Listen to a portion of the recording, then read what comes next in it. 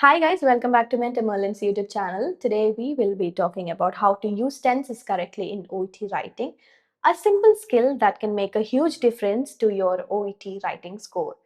Many OET candidates spend hours improving their vocabulary and grammar but still lose marks because they use wrong tenses.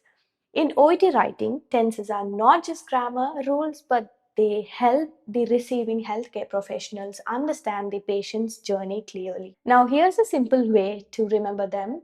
Use the past tense for the patient's medical history, previous symptoms, investigations, and treatments that have already happened. Use the present tense for the patient's current condition, observations, medications, and ongoing care. Use the future tense when explaining the reason for referral, follow up plans, investigations, or treatment the receiving healthcare professional needs to provide.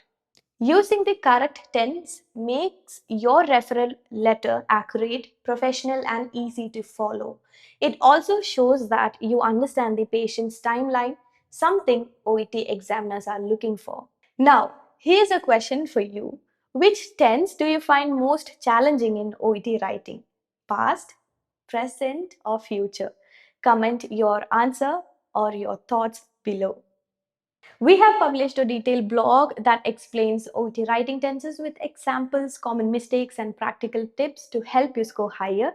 To check out description for the blog link. So that's all for today's video. Thanks for watching. Do not forget to like, share, and subscribe to Mentor Merlin's YouTube channel for more OET tips and guidance. See you in the next video. Bye-bye.